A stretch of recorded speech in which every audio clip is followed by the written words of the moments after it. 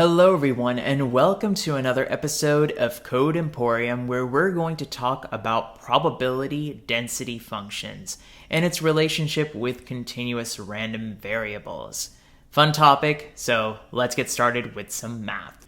So to kind of motivate this entire discussion, I want to tie kind of these arcane concepts in mathematics to something that's easy to understand in the real world. So let's conduct a simple experiment.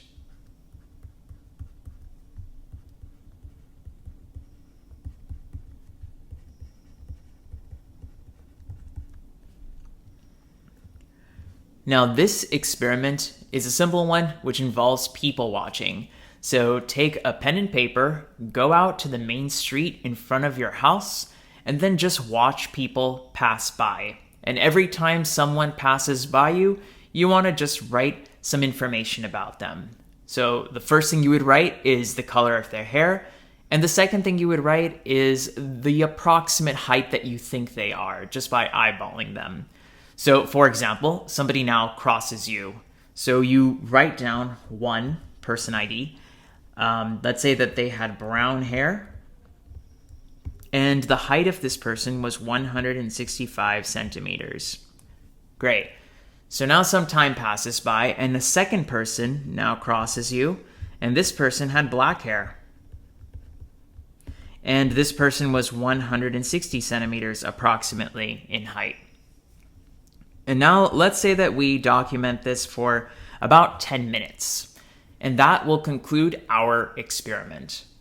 And so what we end up with is a list of some observations and some data. And where there is data, we can now ask some interesting questions.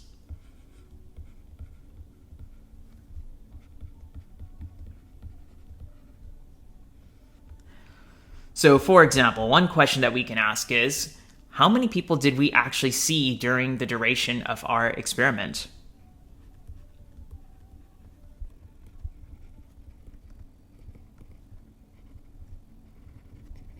And maybe another question that's pretty straightforward from this observation list is, what is the average height of people that passed you?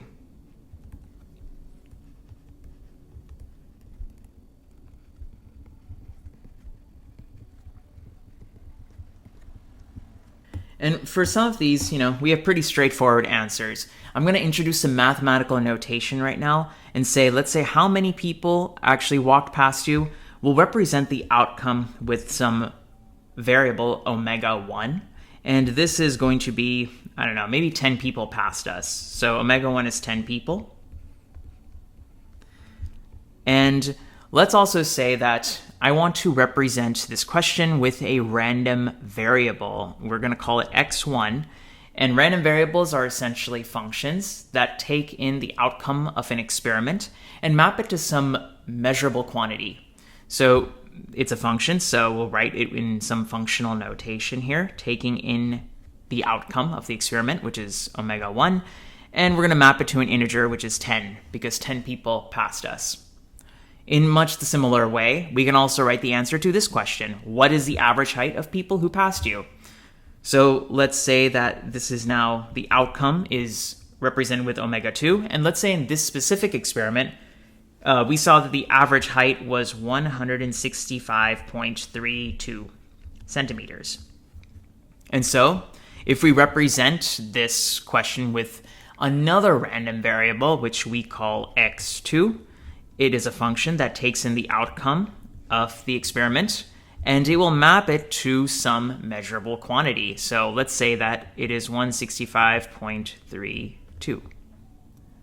So this is a cool thing with random variables in general. Random variables are functions that allow you to take real-world experiments and actually map them to a mathematical number, a quantity. And because now that we're dealing with numbers, we can perform some fun mathematics with these. So these are simple questions, but we can now answer more complex questions too, like, this is the output or outcome for one experiment. But, had we conducted the experiment differently? Or maybe, in another world, we might not have seen the average height be 165.32 centimeters. And so I want to kind of ask more complicated questions with regards to what could have been possible or probable. And so let's actually talk about a specific question now as I clear the screen. So now let's say that for our third question, we want to ask around probability. So what is the probability that the average person's height across the entire experiment would have been over 170 centimeters?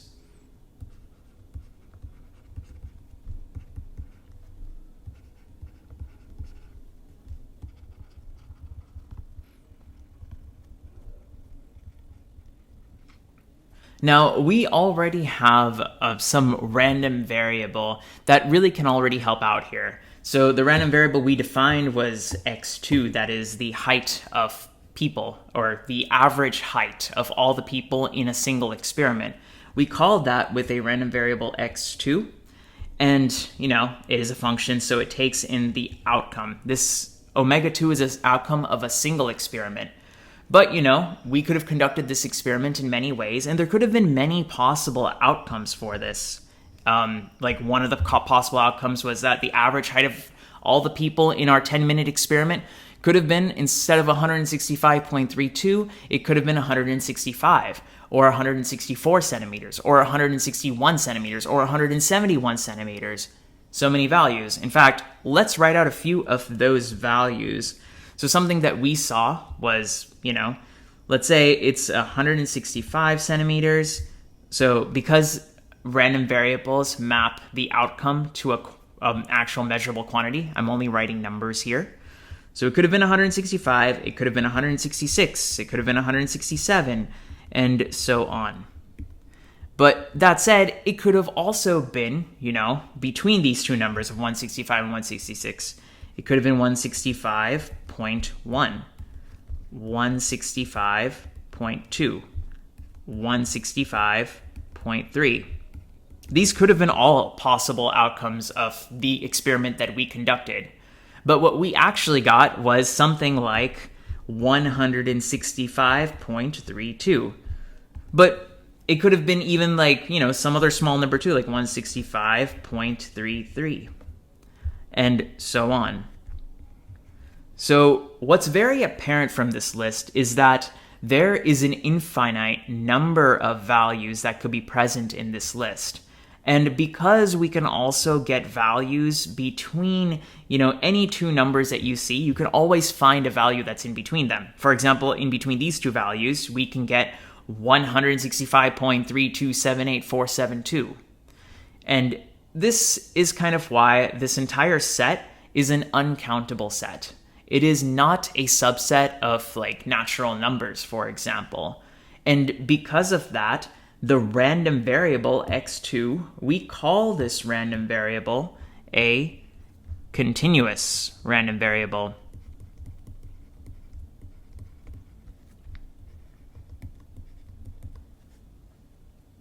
To learn more specifically about continuous random variables, I have an entire video on discrete and continuous random variables, so I do highly recommend you check that out. Now, to answer this kind of question up here, we might actually find it easier if we can somehow graph this out into a probability distribution function. So let's actually try creating a probability distribution function with the random variable x2, knowing that it is a continuous random variable. Now, before moving forward, I wanted to give a quick shout out to the sponsor of this video, Coursera. So videos like this are very mathematical, and I can't include all the mathematical detail as I would. I talk about how this math is useful in machine learning, but if you do want to know more about the rigorous mathematics itself, I do recommend certain courses on Coursera. So for example, you can check out the Mathematics for Machine Learning course by Imperial College of London, where they have 3 courses in a specialization they offer. On top of that, you can also check out an Advanced Statistics course by Johns Hopkins University. And I'll link all of these in the description down below of really interesting courses that I think are worth it. If you're not interested in just the mathematics and you want to go towards more in the practical machine learning and deep learning space with some integration of mathematics, I've also listed some recommended courses down in the description below. It helps you because you get a 7-day free trial with amazing knowledge, and it also helps me because I do get some kickback, and it supports me on this channel and helps me make more videos like this. So if you please do like these videos, please do consider checking out the courses down in the description. I know you won't regret it. And with that, let's get back to the video. In this section, we are going to see why we need a probability density function to begin with. So let's start the discussion by drawing an x-axis, and then we have a y-axis. So the x-axis is going to be x2 for our random variable, and it's going to contain the heights in centimeters. So I'm just going to write the integer values over here of 165, 166, and 167. And this goes on. And let's say that the probability distribution, I'm just going to represent it with rectangular bars, as we would for like a discrete random variable, which is like a count, right? So maybe for 165, we have a bar that looks something like this. For 166, we have a bar that looks like this. And for 167, we have a bar that probably looks like this. Now, the y-axis over here represents a probability, but this overall graph is actually not a great representation for x2 because the x2 here clearly contains it can take on values that are just not present in this x-axis. For example, what if it was 165.32 like we actually observed, but we don't really have a bar for that? And in fact, even if we were to divide each of these rectangular bars vertically, you're not really going to be able to come to a situation where x2 has all of the values that it can take. And the only way you can do that is if each of these bars is infinitesimally small in width. And if we do make these bars infinitesimally small in width, then you'll see that it follows a very smooth curve. So let's actually draw this out.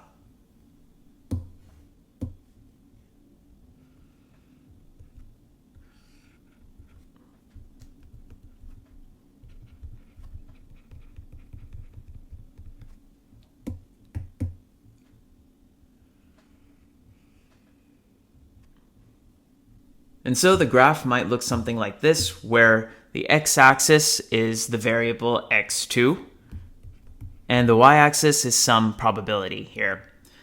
Now, in this graph on the left side, if this were a continuous random variable, and let's say that this was the correct representation, we often talk about probability mass and probability density. So this here, let's say that if we wanted the 166, this bar over here, let me change the color to yellow. This bar over here would represent a mass. In fact, the area of this would represent a mass. And since each of these units is 1, you could say that, well, this length, the width is 1, but the height is some probability. And if the total area is a mass, we kind of represent this y-axis with probability mass notation. So that's a small p subscript random variable, right? And this would be a probability mass function or a graphical representation of a probability mass function. But we already know that this doesn't really hold well because the values are not everything that x2 should be. Now, each of these bars here is an area that we can just say is like a mass in physics. So what that means is that you can take this bar, put it on a weighing scale, and whatever weight you get is equivalent to like the area that this bar is. But now if you squish this to an infinitesimally small width, well, you end up with a situation where, let's say, let me change the color again here to yellow. You end up with a situation where the bar is just going to be so infinitesimally small, and because of that, the area is going to be, well, it's going to converge to the value 0. And because of this, the bar over here for a continuous random variable will have a mass of 0. And so talking about probability mass for a continuous random variable isn't very helpful.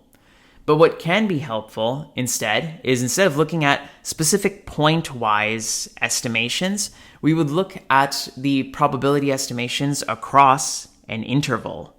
So by an interval, let's say we shade this region over here. Now the interval is going to be the width of this new bar. You can consider this as like a stack of tiny infinitesimal bars. And well, if you put all of these bars on a weighing scale, you'll get like a weight that is corresponding to the mass of this area that's shaded out. But here, the interval here is like some volume. So this is going to be like, I don't know, this is, let's say that this width over here is a volume. And what that means is, well, in probability, in physics theory, mass is equal to, well, mass is a product of density and volume, and density is the division of like mass divided by volume. So if the area is considered like a mass and the width is considered, which is an interval, is considered as a volume, then that leaves this x-axis part to be labeled as a density. And so we kind of name it in the same way. So that is represented by a small f with a subscript S2 to show that this here is a probability density function. And this is kind of why we talk about probability density functions with respect to continuous random variables, because they can take values clearly which are greater than or equal to 0.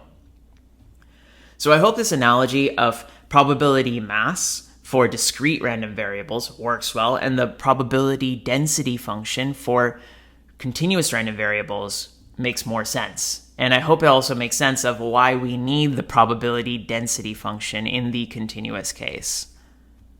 Now, with this intuition out of the way, I want to look at the properties of these probability density functions and continuous random variables, but from a little more mathematical perspective. So let's get to it.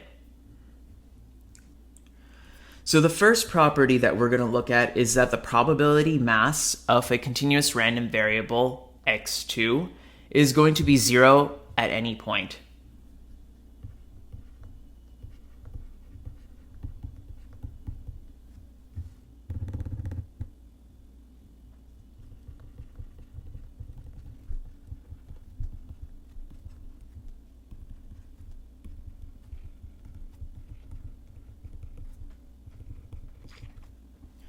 Now, to explain why this is the case mathematically, I want to make use of a concept called the cumulative probability distribution function.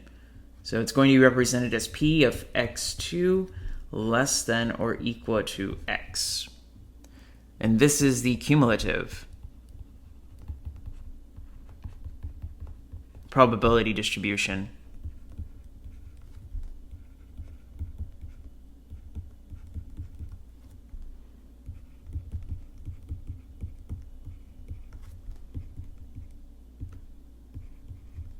And if you were to graph it out, it would be the area under the probability density function that is less than or equal to this value of x. So if you want to now represent probability mass is going to be, well, let's say at a specific point, let me represent it with notation p x2, is probability mass at the specific point x. This is going to be equal to, well, it's going to be the cumulative probability of x2 is less than or equal to x minus the cumulative probability that x2 is less than or equal to some value that's just slightly less than x. So I'm going to call that small value, let's say delta x. So if I just write it out just like this, delta x could literally be anything. It's just a delta after all. But we know that with continuous random variables, we need to make sure that this delta x is honestly an infinitesimally small value. And so I want to find the value of this entire function when delta x becomes an infinitesimally small value, as it becomes closer and closer to 0. And this is why we introduce the fun concept of limits. So limit as delta x becomes 0, but from the positive direction. So I put a little plus as a superscript here. Now, if we do some substitutions over here with applying the limit, then you will see that the probability mass function of x2 at the point x is going to be 0, because substituting delta x for 0, these two terms cancel out, and you are left with this final form for all values of x. And this is the mathematical representation of exactly what this statement says. And I hope this is clear how it links to our image that we saw previously over here, where, well, it makes sense, because if we were to just draw a bar that looks like this, the probability mass for this specific point is going to be 0, because the area of that bar is, or it converges to the value of 0 as the interval becomes infinitesimally small and tends towards 0. So graphically and mathematically, I hope property 1 makes sense. Now let's move on to the second property. And this states that the probability density function is a value that is greater than or equal to 0.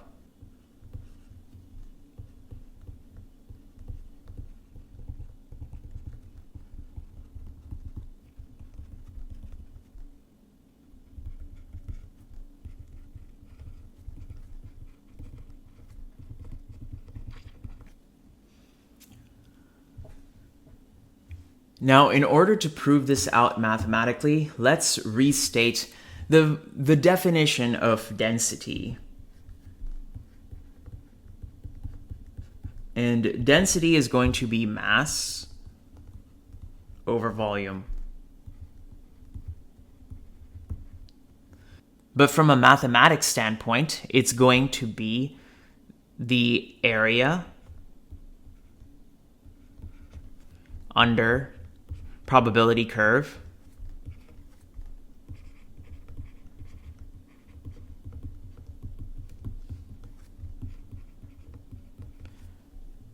divided by the interval.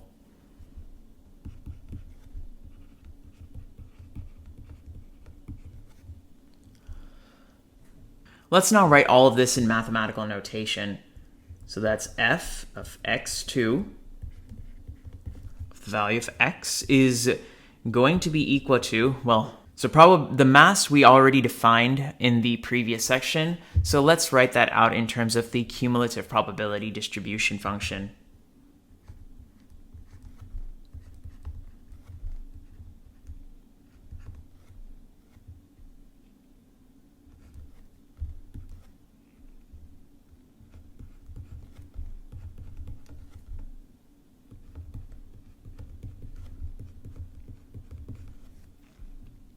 And we're going to divide this by the interval itself. And this interval is going to be of infinitesimally small value, which in this case is going to be delta x. And because delta x is an infinitesimally small value that will almost go to 0, and we want to find the value of this entire function as delta x converges to 0, we are going to use the concept of limits.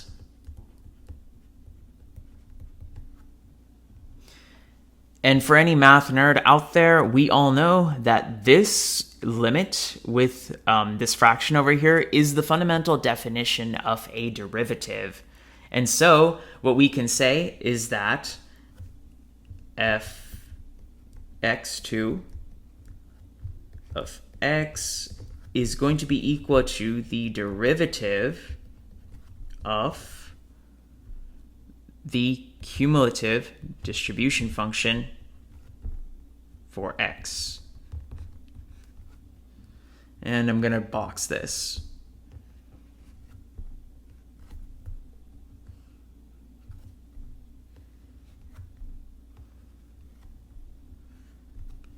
Now, what this implies over here is that, well, we already know that the cumulative distribution function, this is going to be a value that's greater than or equal to 0 itself.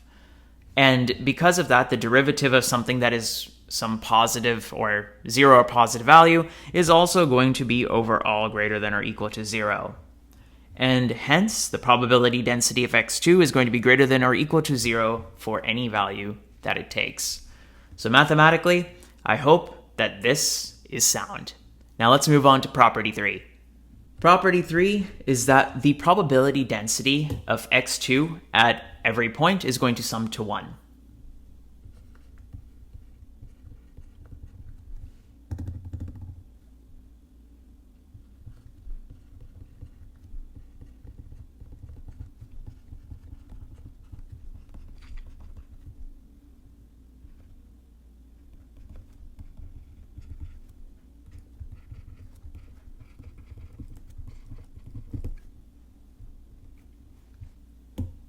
To prove this property out now, let's take the result of what we found from the previous section, which is that the probability density function, f of x2 for the value x, is the derivative with respect to x for the cumulative probability distribution function.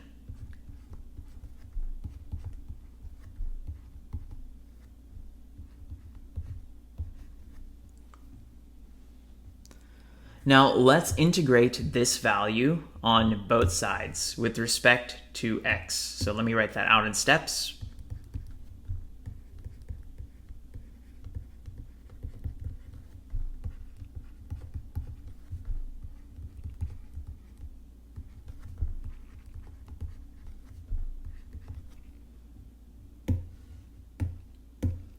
And then we'll end up with, well, the integral of fx2 for x dx is equal to p of x2 is less than or equal to x.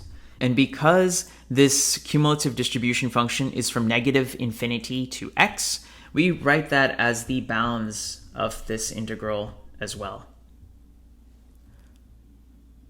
Now that we have this equation, what we want to do is, well, let's take x to be infinity.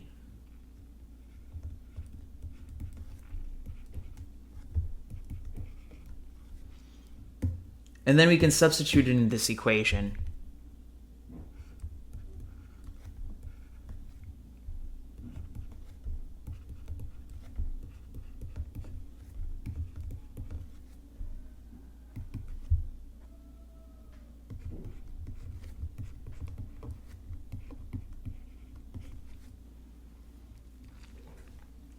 And because this is a cumulative distribution function over all possible values of x2, this is itself going to be equal to 1.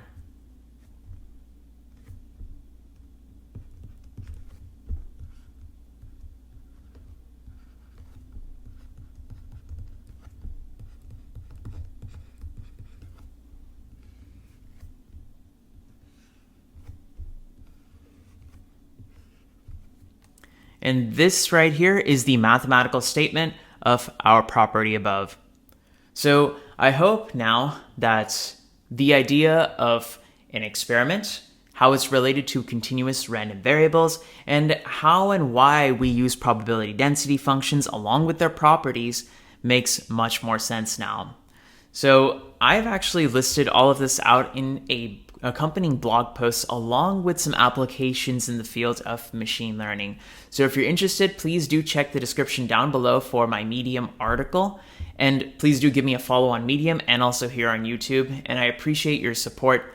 Thank you all so much for watching, and I'll see you in the next one. Bye-bye.